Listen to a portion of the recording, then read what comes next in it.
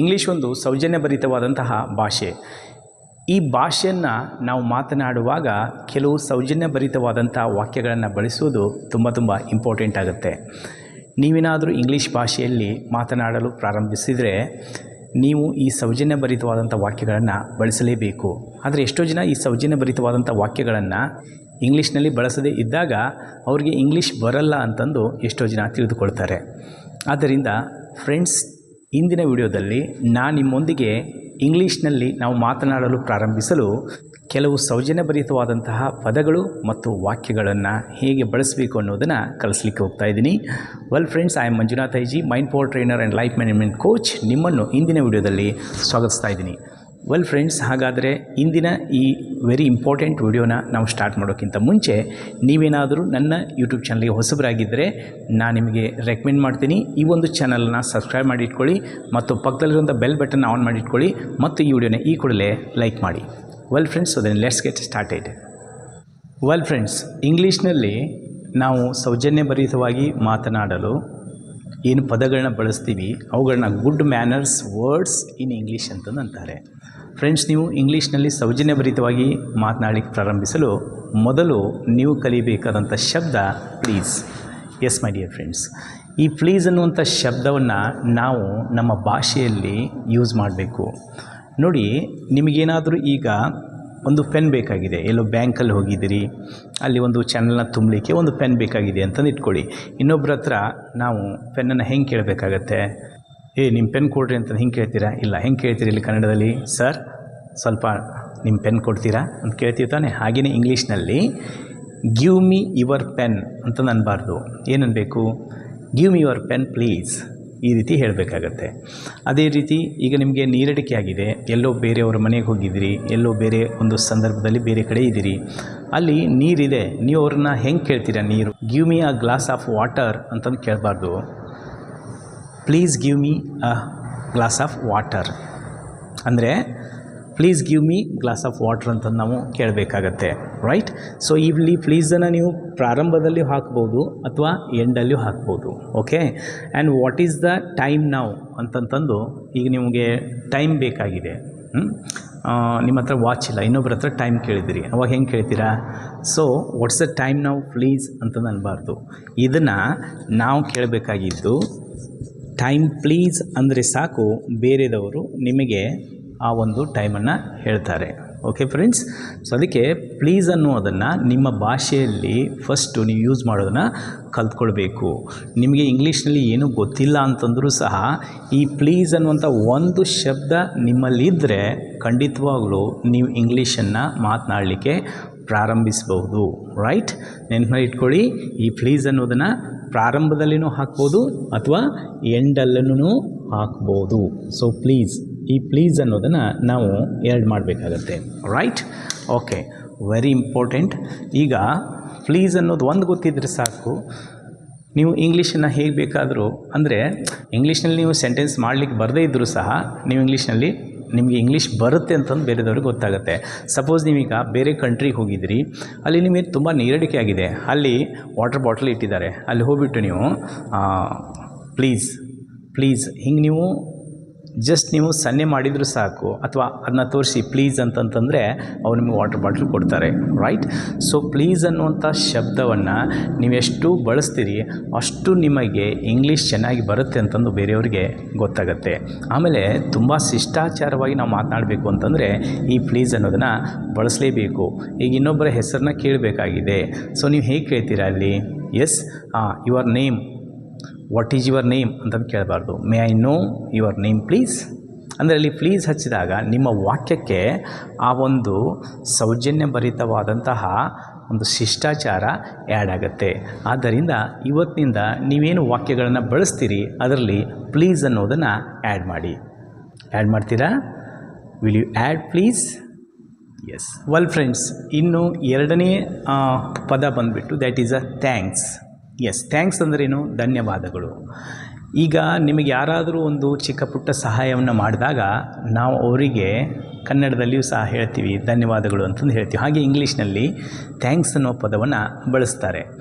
ಈಗ ಸಪೋಸ್ ನೀವು ಯಾರಿಗಾದರೂ ಟೈಮ್ ಕೇಳಿದ್ರಿ, ಟೈಮ್ ಪ್ಲೀಸ್ ಅಂತಂದು ಕೇಳಿದ್ರಿ, ಅವರು ಇಟ್ಸ್ 11 ಅಂತಂದು ಹೇಳಿದರು. ಸೊ ಆಗ ನೀವು ಅವ್ರಿಗೆ ಟೈಮ್ ಹೇಳಿದ್ದಕ್ಕೆ ಪ್ರತಿಯಾಗಿ ಸುಮ್ಮನೆ ಹೋದರೆ ನಿಮಗೆ ಶಿಷ್ಟಾಚಾರ ಗೊತ್ತಿಲ್ಲ ಅಂತ ಅನ್ಕೋತಾರೆ. ಅದಕ್ಕೆ ನೀವೇನು ಹೇಳಬೇಕಾಗತ್ತೆ ಅವರಿಗೆ, ಥ್ಯಾಂಕ್ ಯು ಅಥವಾ ಥ್ಯಾಂಕ್ಸ್ ಅಂತಂದು ಹೇಳ್ಬೋದು. ಥ್ಯಾಂಕ್ ಯು ಅಂತಂದರೆ ನಿಮಗೆ ಧನ್ಯವಾದಗಳು, ಥ್ಯಾಂಕ್ಸ್ ಅಂತಂದರೆ ಧನ್ಯವಾದಗಳು, ಎರಡೂ ನಡೆಯುತ್ತೆ. ಸಪೋಸ್ ಈಗ ನೀವು ಬ್ಯಾಂಕಲ್ಲಿ ಇನ್ನೊಬ್ಬರಿಗೆ ಪೆನ್ ಕೇಳಿದ್ರಿ, ಅವ್ರು ನಿಮಗೆ ಪೆನ್ ಕೊಟ್ಟರು ಬರೀಲಿಕ್ಕೆ, ನೀವು ಬರೋದು ಅವ್ರಿಗೆ ವಾಪಸ್ ಕೊಡ್ತಾ ಇದ್ರಿ. ಸೊ ನೀವು ಪೆನ್ ಕೊಟ್ಟಿದ್ದಕ್ಕೆ ಧನ್ಯವಾದಗಳು ಅಂತಂದು ಹೇಳಬೇಕಾಗತ್ತೆ. S or no? ಆದ್ದರಿಂದ ಆವಾಗ ಅಲ್ಲಿ ಥ್ಯಾಂಕ್ ಯು ವೆರಿ ಮಚ್ ಅಂತಂದು ಹೇಳ್ಬೋದು, ರೈಟ್? ಅಂದರೆ ನಿಮಗೆ ತುಂಬ ನೀಡ್ ಇದೆ ಅಂಥ ಸಂದರ್ಭದಲ್ಲಿ ಅವರು ಸಹಾಯ ಮಾಡಿದ್ದಾರೆ ಅಂತನ್ನುವಂಥ ಸಂದರ್ಭದಲ್ಲಿ ಒಂಚೂರು ಹೆಚ್ಚಿನ ಧನ್ಯವಾದಗಳನ್ನ ಸಲ್ಲಿಸಲಿಕ್ಕೆ ಥ್ಯಾಂಕ್ ಯು ವೆರಿ ಮಚ್ ಅಂತಂದು ನೀವು ಹೇಳ್ಬೋದು. ಓಕೆ, ಅಥವಾ ಮೆನಿ ಥ್ಯಾಂಕ್ಸ್ ಅಂತಂದು ಸಹ ನೀವು ಬಳಸ್ಬೋದು. ಅಂದರೆ ನಿಮಗೆ ಹೆಚ್ಚಿನ ಥ್ಯಾಂಕ್ಸ್ ಹೇಳಲಿಕ್ಕೆ ಬಯಸಿದರೆ ಮೆನಿ ಥ್ಯಾಂಕ್ಸ್ ಹೇಳ್ಬೋದು, ಅಥವಾ ಥ್ಯಾಂಕ್ ಯು ವೆರಿ ಮಚ್ ಅಂತಂದು ನೀವು ಅದನ್ನ ಬಳಸ್ಬೋದು, ರೈಟ್? ಆಮೇಲೆ ಸಪೋಸ್ ನೀವು ಇನ್ನೊಬ್ಬರ ಮನೆಗೆ ಹೋಗಿದ್ದೀರಿ, ಅಲ್ಲಿ ನಿಮಗೆ ಊಟಕ್ಕೆ ಬಡಿಸ್ತಾ ಇದ್ದಾರೆ, ನೀವು ಊಟ ಮಾಡ್ತಾಯಿದ್ದೀರಿ, ಊಟ ಮಾಡ್ತಾ ಇರಬೇಕಾದ್ರೆ ಇನ್ನೊಂದು ಸ್ವಲ್ಪ ತೊಗೊಳ್ಳಿ ಅಂತಂದು ಹೇಳ್ತಾರೆ. ಸೊ ಆಗ ನಿಮಗೆ ಬೇಡ, ನಿಮ್ಮ ಹೊಟ್ಟೆ ಆಲ್ರೆಡಿ ತುಂಬಿದೆ, ಅದಕ್ಕೆ ನನಗೆ ಬೇಡ ಅಂತಂದು ಹೇಳಲಿಕ್ಕೆ ನೋ, ಐ ಡೋಂಟ್ ವಾಂಟ್ ಅಂತಂದು ಹೇಳಬಾರ್ದು, ನೋ ಥ್ಯಾಂಕ್ಸ್ ಅಂತಂದು ಹೇಳಬೇಕಲ್ಲಿ. ಬರೀ ನೋ ಅಂತಂದು ಹೇಳಬಾರ್ದು, ನಾವಲ್ಲಿ ನೋ ಥ್ಯಾಂಕ್ಸ್ ಅಂತಂದು ಹೇಳಬೇಕು. ಯಾಕಂದರೆ ಅಷ್ಟು ಅವರು ಅಕ್ಕರಿಂದ ನಮಗೆ ಕೇಳಿರ್ತಾರೆ ಅಂತಂತಂದರೆ ಅವರಿಗೆ ನೋ ಥ್ಯಾಂಕ್ಸ್ ಅಂತಂದು ನಾವು ಅಲ್ಲಿ ಹೇಳಬೇಕಾಗತ್ತೆ. ಹೀಗೆ ನೀವು ಥ್ಯಾಂಕ್ಸನ್ನು ಯೂಸ್ ಮಾಡ್ಬೋದು. ಇನ್ನು ನೆಕ್ಸ್ಟ್ ವರ್ಡ್ ಬಂದುಬಿಟ್ಟು ವೆಲ್ಕಮ್. ನೋಡಿ ಫ್ರೆಂಡ್ಸ್, ವೆಲ್ಕಮ್ ಅಂತಂದ್ರೆ ಅದರ ಮೀನಿಂಗ್ ಏನಾಗುತ್ತೆ, ಸ್ವಾಗತ, ರೈಟ್? ಈಗ ಸಪೋಸ್ ನಿಮ್ಮ ಮನೆಗೆ ಯಾರೋ ಬಂದರು ಅತಿಥಿಗಳು, ಅವರನ್ನು ನೀವು ಸ್ವಾಗತಿಸಲು ವೆಲ್ಕಮ್ ಅಂತಂತಂದು ನೀವು ಹೇಳ್ಬೋದು. ಅಥವಾ ಇಲ್ಲಂತಂತಂದರೆ ಸಪೋಸ್ ವೆಲ್ಕಮ್ ಯಾವಾಗ ಜಾಸ್ತಿ ನಾವು ಬಳಸ್ತೀವಿ ಅಂತಂದರೆ, ಒಂದು ಸ್ವಾಗತವನ್ನು ಮಾಡಲಿಕ್ಕೆ ಬಳಸ್ತೀವಿ, ಇನ್ನೊಂದು ತುಂಬ ಇಂಪಾರ್ಟೆಂಟ್, ಯಾರಾದರೂ ನೀವು ಬೇರೆಯವರಿಗೆ ಸಹಾಯ ಮಾಡಿದ್ದೀರಿ, ಅವ್ರು ನಿಮಗೆ ಥ್ಯಾಂಕ್ ಯು ಅಂತಂದು ಹೇಳ್ತಾರೆ. ಅವರು ನಿಮಗೆ ಥ್ಯಾಂಕ್ ಯು ಅಂತ ಹೇಳಿದಾಗ ನೀವು ಸುಮ್ಮನಾಗಿಬಿಟ್ರೆ ನಿಮಗೆ ಇಂಗ್ಲೀಷ್ ಬರಲ್ಲ ಅಂತ ಅನ್ಕೋತಾರೆ. ಆದ್ದರಿಂದ ನೀವು ಅವರಿಗೆ ಏನು ಹೇಳಬೇಕು, ಯು ಆರ್ ವೆಲ್ಕಮ್ ಅಂತಂದು ಹೇಳ್ಬೋದು, ಅಥವಾ ವೆಲ್ಕಮ್ ಅಂತಂದು ಹೇಳ್ಬೋದು. ಅವರು ಥ್ಯಾಂಕ್ ಯು ಅಂತ ಹೇಳಿದಾಗ ವೆಲ್ಕಮ್ ಅಂತಂದು ಹೇಳಿದರೆ ಅದು ಒಂದು ಶಿಷ್ಟಾಚಾರ ಆಗುತ್ತೆ. ಅಥವಾ ಇಲ್ಲ ಅಂತಂತಂದರೆ ಇಟ್ಸ್ ಆಲ್ ರೈಟ್ ಅಂತಂದು ನೀವು ಸಹ ಹೇಳ್ಬೋದು, ಅಥವಾ ಮೈ ಪ್ಲೆಜರ್ ಅಂತಂದು ಹೇಳ್ಬೋದು. ಅಂದರೆ ನಿಮಗೆ ಸಹಾಯ ಮಾಡಿದ್ದು ನನಗೆ ಖುಷಿ ಕೊಟ್ಟಿದೆ ಅಂತ ಹೇಳಿಕ್ಕೆ ಮೈ ಪ್ಲೆಜರ್ ಅಂತಂದು ಹೇಳ್ಬೋದು. ಇಲ್ಲ ಅಂತಂದರೆ ಇನ್ನೊಂದು ಬರುತ್ತೆ, ಅದು ನೋ ಮೆನ್ಷನ್. ಅಂದ್ರೇನು, ನೀವು ನಾನು ಸಹಾಯ ಮಾಡಿದ್ದಕ್ಕೆ ನೀವು ಮೆನ್ಷನ್ ಮಾಡೋ ಅವಶ್ಯಕತೆ ಇಲ್ಲ, ಅಂದರೆ ಧನ್ಯವಾದ ಹೇಳೋ ಅವಶ್ಯಕತೆ ಇಲ್ಲ ಅಂತಂತಂದು ಇದರ ಅರ್ಥ ಕೊಡುತ್ತೆ. ಹೆಚ್ಚಾಗಿ ನೋ ಮೆನ್ಷನ್ ಬಳಸ್ತಾರೆ, ವೆಲ್ಕಮ್ ಬಳಸ್ತಾರೆ. ಸೊ ನಿಮಗೆ ಯಾವ ಒಂದು ಸಂದರ್ಭದಲ್ಲಿ ಯಾವುದು ಸೂಟ್ ಆಗುತ್ತೋ ಅದನ್ನು as per your experience you start using it. ಇನ್ನು ನೆಕ್ಸ್ಟ್ ಒನ್ ಬಂದುಬಿಟ್ಟು ಮೇ ಐ ಹೆಲ್ಪ್ ಯು ಅಂತಂತಂದರೆ ನಾನು ನಿಮಗೆ ಸಹಾಯ ಮಾಡಲಿ ಅಂತಂತಂದು ಕನ್ನಡದಲ್ಲಿ ಅರ್ಥ ಕೊಡುತ್ತೆ. ಈಗ ಸಪೋಸ್ ನೀವು ಯಾರಿಗಾದರೂ ಸಹಾಯ ಮಾಡಲಿಕ್ಕೆ ಇಚ್ಛೆ ಪಡ್ತಾ ಇದ್ದೀರಿ ಅಂತಂದರೆ, ಈಗ ನೋಡಿರಿ ಎಕ್ಸಾಂಪಲ್, ನೀವು ದಾರಿಲಿ ಹೋಗ್ತಾ ಇದ್ದೀರಿ, ಒಬ್ಬರು ವಯಸ್ಸಾದವರು ತುಂಬ ಭಾರವಾದಂಥ ಕೈಚೀಲನ ತೆಗೆದುಕೊಂಡು ಬರ್ತಾ ಇದ್ದಾರೆ. ನೀವು ಅವರಿಗೆ ನಾನು ಈ ಕೈಚೀಲನ ತೆಗೆದುಕೊಳ್ತೀನಿ, ನಾನು ನಿಮಗೆ ಸಹಾಯ ಮಾಡ್ತೀನಿ ಅಂತಂದು ಕೇಳಲಿಕ್ಕೆ ಮೇ ಐ ಹೆಲ್ಪ್ ಯು ಅಂತಂತಂದು ನೀವು ಅವರನ್ನು ಕೇಳ್ಬೋದು. ಇಲ್ಲಂತಂದರೆ ಶಾರ್ಟಾಗಿ ಅಲೌ ಮೀ ಅಂತಂದು ಸಹ ನೀವು ಹೇಳ್ಬೋದು. ಅಲೌ ಮೀ ಅಂತಂದರೆ ನಾನು ನಿಮಗೆ ಸಹಾಯ ಮಾಡ್ತೀನಿ, ನನಗೆ ಸಹಾಯ ಮಾಡಲಿಕ್ಕೆ ಅನುವು ಮಾಡಿಕೊಡಿ ಅಂತಂದು ಈ ಅರ್ಥ ಕೊಡುತ್ತೆ. ಆದ್ದರಿಂದ ಅಂಥ ಸಂದರ್ಭಗಳಲ್ಲಿ ನೀವು ಮೇ ಐ ಹೆಲ್ಪ್ ಯು ಅಥವಾ ಅಲೌ ಮೀಯನ್ನು ಬಳಸಿದರೆ ನಿಮ್ಮ ಒಂದು ಲ್ಯಾಂಗ್ವೇಜ್ ಹೆಚ್ಚು ಅದು ಪ್ರಭಾವಶಾಲಿ ಆಗುತ್ತೆ. ಇನ್ನು ನೆಕ್ಸ್ಟ್ ಬಂದುಬಿಟ್ಟು ಆಫ್ಟರ್ ಯು ಅಂತಂತಂದರೆ ನೀವು ಮೊದಲು. ಸೊ ಇದನ್ನು ನಾವು ಹೆಂಗೆ ಬಳಸಬೇಕಾಗತ್ತೆ, ಸಪೋಸ್ ನೀವೀಗ ಒಂದು ಎಲೆಕ್ಟ್ರಿಸಿಟಿ ಬಿಲ್ಲನ್ನು ಕಟ್ಟಲಿಕ್ಕೆ ಸರದಿಯಲ್ಲಿ ನಿಂತಿದ್ದೀರಿ. ನೀವು ನಿಂತಾಗ ಸಡನ್ನಾಗಿ ನಿಮಗಿಂತಲೂ ಹಿರಿಯರಿರುವಂಥ ಒಬ್ಬ ವ್ಯಕ್ತಿ ಬಂದರು, ಅಥವಾ ನಿಮಗೆ ತುಂಬ ಪರಿಚಯ ಇರುವಂಥ ಒಬ್ಬ ಅಂಕಲ್ ಬಂದರು. ನೀವು ಫಸ್ಟು ನೀವು ಆ ಸರದಿಯಲ್ಲಿ ನಿಂತ್ಕೊಳ್ರಿ, ನಿಮ್ಮದಾದ ಮೇಲೆ ನಾನು ನಿಂದಿರ್ತೀನಿ ಅಂತಂದು ಹೇಳಿಕ್ಕೆ ಆಫ್ಟರ್ ಯು ಅಂತಂದು ನೀವು ಹೇಳ್ಬೋದು, ಅಥವಾ ಫಸ್ಟ್ ಯು ಅಂತಂದು ಹೇಳಬಾರ್ದು ನೀವು. ಸೊ ನೀವು ಮೊದಲು ನಿಂತ್ಕೊಳ್ಳಿ ಅಂತ ಹೇಳಿಕ್ಕೆ ಫಸ್ಟ್ ಯು ಅಂತ ಅನ್ಬಾರ್ದು, ಆಫ್ಟರ್ ಯು ಅಂತಂದು ಹೇಳಬೇಕಾಗತ್ತೆ. ಅದನ್ನ ಹೆಂಗೆ ಹೇಳಬೇಕು, ಆಫ್ಟರ್ ಯು ಪ್ಲೀಸ್, ಈ ರೀತಿಯಾಗಿ ನೀವು ಹೇಳಬೇಕಾಗತ್ತೆ. ಇನ್ನು ನೆಕ್ಸ್ಟ್ ಶಬ್ದ ಬಂದುಬಿಟ್ಟು ಸಾರಿ. ಈ ಸಾರಿ ಅನ್ನುವಂಥ ಶಬ್ದ ನಿಮ್ಗೆ ಗೊತ್ತೇ ಇದೆ ಅಲ್ವಾ. ಇಂಗ್ಲೀಷರು ನಮ್ಮ ದೇಶ ಬಿಟ್ಟು ಒಂದು ಬಳುವಳಿಯನ್ನು ನಮಗೆ ಕೊಟ್ಟು ಹೋಗಿದ್ದಾರೆ, ಅದು ಸಾರಿ. ಎಸ್, ಸೊ ಕಾಮನ್ನಾಗಿ ಎಲ್ಲರೂ ಏನಾದರೂ ತಪ್ಪುಗಳನ್ನ ಮಾಡಿದಾಗ ಈ ಒಂದು ಶಬ್ದವನ್ನು ನಾವು ಯೂಸ್ ಮಾಡ್ತೀವಿ. Yes or no? So sorry ಅಂತಂದು ಹೇಳ್ತೀವಿ. ಸೊ ನೋಡಿ, sorry, you don't worry, I will come your marry and bring you one pig ಮರಿ. So it's just a joke my dear friends. Actually ಈ ಸಾರಿ ಅಂತನ್ನುವಂತಹ ಶಬ್ದವನ್ನು ನಾವು ಏನಾದರೂ ಕೆಲವೊಮ್ಮೆ ನಾವು ನಮ್ಮ ದೈನಂದಿನ ಕೆಲಸಗಳನ್ನ ಮಾಡಬೇಕಾದಾಗ ಏನೋ ಒಂದು ತಪ್ಪುಗಳಾಯಿತು, ಮಿಸ್ಟೇಕ್ಸ್ ಆಯಿತು, ಅದನ್ನು ನಾವು ಮಾಡಿದಾಗ ಆ ಕ್ಷಮೆಯನ್ನು ಕೇಳಬೇಕು ಅಂತಂತಂದರೆ ಸಾರಿ ಅಂತಂದು ಬಳಸ್ತೀವಿ, ರೈಟ್?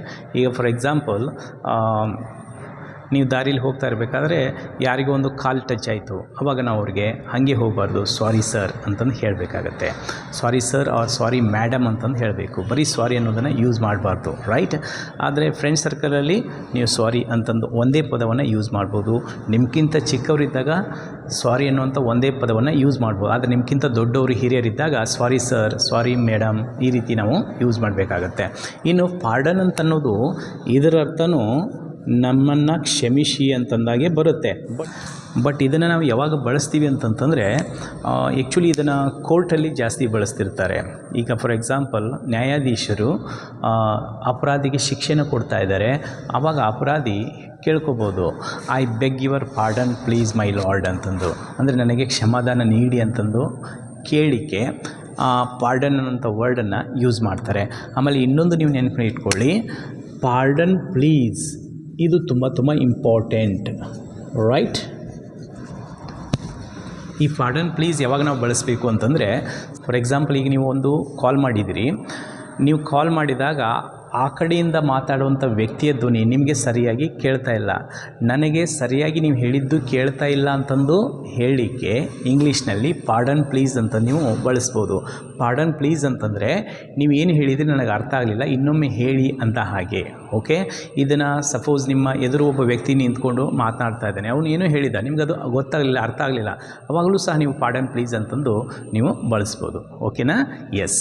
ಇನ್ನು ನೆಕ್ಸ್ಟು ಎಕ್ಸ್ಕ್ಯೂಸ್ ಮೀ, ಇದಂತೂ ನಿಮಗೆ ಗೊತ್ತೇ ಇದೆ, ಇದರ ಅರ್ಥನೂ ಸಹ ನನ್ನನ್ನು ಕ್ಷಮಿಸಿ ಅಂತಂದೇ ಆಗುತ್ತೆ. ಆದರೆ ಇದು ಆ್ಯಕ್ಚುಲಿ ಮೀನಿಂಗ್ ಬಂದುಬಿಟ್ಟು ಯಾವಾಗ ನಾವು ಯೂಸ್ ಮಾಡ್ತೀವಿ, ಕಾಮನ್ನಾಗಿ ದಾರಿಯಲ್ಲಿ ನೀವು ಹೋಗ್ತಾ ಇರಬೇಕಾದ್ರೆ ಒಂದು 3-4 ಜನ ನಿಂತಿದ್ದಾರೆ ದಾರಿಯಲ್ಲಿ, ನೀವು ಒಂಚೂರು ಸರ್ಕೊಳ್ಳಿ ಅಂತಂದು ಹೇಳಿ ಅಲ್ಲಿ ನೀವು ಎಕ್ಸ್ಕ್ಯೂಸ್ ಮೀ ಅಂತಂದು ಬಳಸ್ಬೋದು. ಎಕ್ಸ್ಕ್ಯೂಸ್ ಮೀ ಅಂತಂದಾಗ ಅಂದರೆ ಅವರು ಆ ಕಡೆಗೆ ನೋಡೋದನ್ನು ಬಿಟ್ಟು ನಿಮ್ಮ ಕಡೆ ನೋಡ್ತಾರೆ, ಅವರು ಆ ಕಡೆ ಸರ್ಕೊಳ್ತಾರೆ.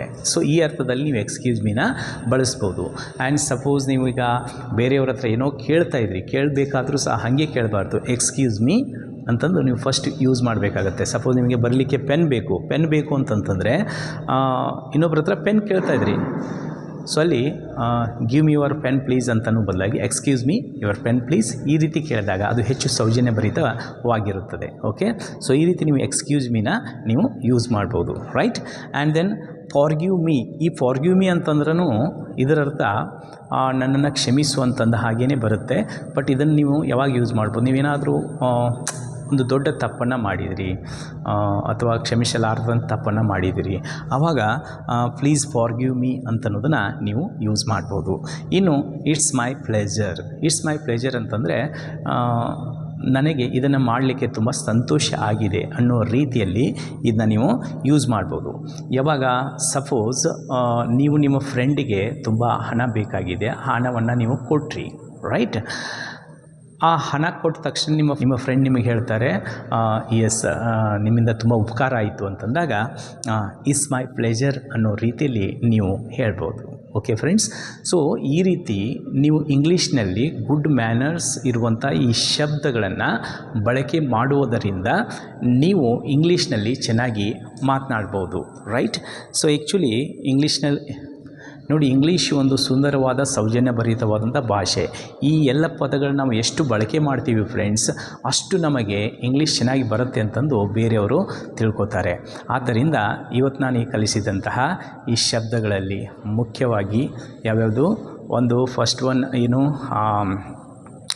ಪ್ಲೀಸ್ ಇರ್ಬೋದು, ಅಥವಾ ವೆಲ್ಕಮ್ ಇರ್ಬೋದು, ಎಕ್ಸ್ಕ್ಯೂಸ್ ಮೀ ಇರ್ಬೋದು, ರೈಟ್? ಇನ್ನೂ ಅನೇಕ ಪದಗಳು ನೀವೇನು ಕಲ್ತಿದ್ದೀರಿ ಅವುಗಳೆಲ್ಲವನ್ನು ನೀವು ಬಳಸಿಕೊಂಡು ನಿಮ್ಮ ದೈನಂದಿನ ಭಾಷೆಯಲ್ಲಿ ಅದನ್ನು ಬಳಸ್ತಾ ನಿಮ್ಮ ಭಾಷೆಯನ್ನು ಸುಂದರಗೊಳಿಸಿಕೊಳ್ಳಿ ಅಂತಂದು ಹೇಳ್ತಾ, ಈಗ ಕೆಳಗಡೆ ಕಾಮೆಂಟ್ ಬಾಕ್ಸಲ್ಲಿ ನಾನು ಈ ಒಂದು ವಿಡಿಯೋ ಏನು ಮಾಡಿದೆ ನಿಮಗೋಸ್ಕರ. ಇದು ನಿಮಗೆ ಇಷ್ಟ ಆಗಿದ್ದರೆ ನೋಡಿ, ನಿಮಗೆ ಇವತ್ತು ಕಲಿಸಿದಂಥ ಈ ಪದಗಳನ್ನು ಬಳಸಿಕೊಂಡು ಯಾವೊಂದು ಪದವನ್ನು ಯೂಸ್ ಮಾಡಿದರೆ ಚೆನ್ನಾಗಿರುತ್ತೆ ಅಂತ ಆ ಪದವನ್ನು ಯೂಸ್ ಮಾಡಿ ಕೆಳಗಡೆ ಕಾಮೆಂಟ್ ಬಾಕ್ಸಲ್ಲಿ ನನಗೆ ಕಾಮೆಂಟ್ ಮಾಡಿ ಅಂತಂದು ಹೇಳ್ತಾ, well friends, with this I am going to end this video.